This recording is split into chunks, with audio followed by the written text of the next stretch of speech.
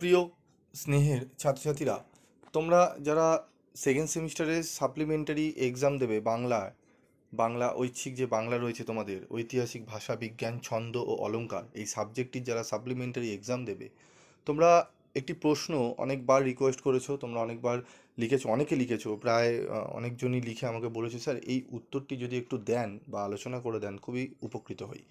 প্রশ্নটি কি? প্রশ্নটি হচ্ছে সাহিত্যিক প্রাকৃত সম্পর্কে টিকা লেখো।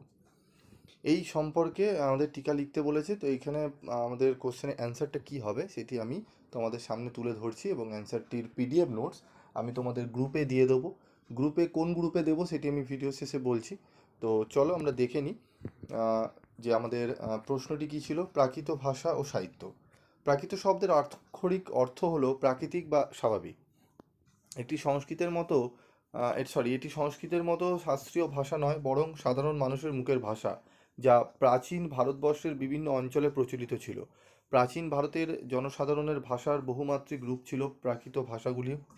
প্রাকৃত ভাষা মূলত লোকভাষা হিসাবে বিবেচিত হলেও এর সাহিত্যের গভীরতা ও সৌন্দর্য কোনো অংশে কম নয়।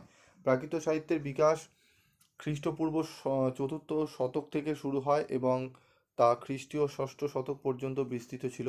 বৌদ্ধ, জৈন এবং হিন্দু ধর্মের বিভিন্ন পুঁথি ও গ্রন্থ প্রাকৃত ভাষায় রচিত হয়েছে। প্রাচীন প্রাকৃত সাহিত্যের মধ্যে সবচেয়ে গুরুত্বপূর্ণ হল বৌদ্ধ গ্রন্থ, ধর্ম ধর্মপদ এবং জৈন সাহিত্য যেমন অধ্যয়ন। প্রাচীন নাটক, কাব্য ও মহাকাব্যগুলোতেও প্রাকৃত ভাষার ব্যবহার দেখা যায়। প্রাকৃত ভাষার রচিত সাহিত্য সাধারণত সংস্কৃতের থেকে সহজবোধ্য এবং সহজ সরল রচনাশৈলীতে গঠিত। প্রাকৃত ভাষার বিখ্যাত সাহিত্যিকদের মধ্যে আহ, ভাস, কালিদাস এবং হর্ষ উল্লেখযোগ্য। কালিদাসের মহাকাব্যগুলিতে ও নাটকগুলিতে, বিশেষ করে অভিজ্ঞান, ঠিক আছে, শকুন্তলম, প্রাকৃত ভাষার গুরুত্বপূর্ণ ব্যবহার দেখা যায়। প্রাকৃত ভাষার উপভাষা। প্রাকৃত ভাষার বেশ কয়েকটি উপভাষা ছিল, যেমন মহারাষ্ট্রী প্রাকৃত, ঠিক আছে, যা মহারাষ্ট্র অঞ্চলে প্রচলিত ছিল। সৌরসেনী প্রাকৃত, মথুরা অঞ্চলে ব্যবহৃত একটি গুরুত্বপূর্ণ উপভাষা। মাগধী প্রাকৃত, মগধ অঞ্চলে প্রচলিত ছিল, যা পরবর্তীকালে পালি ভাষার বিকাশের পথে প্রবাহিত করে। ঠিক আছে। আর্ধ মাগধী প্রাকৃত, এটি জৈন ধর্মের সাহিত্য রচনার প্রধান ভাষা হিসাবে ব্যবহৃত হতো।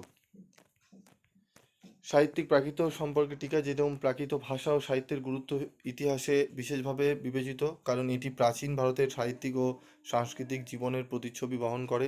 প্রাকৃত ভাষা ও সাহিত্যে সাধারণত মানুষের জীবন, বিশ্বাস, আচার অনুষ্ঠান এবং দৈনন্দিন জীবনধারা প্রতিফলিত হয়েছে।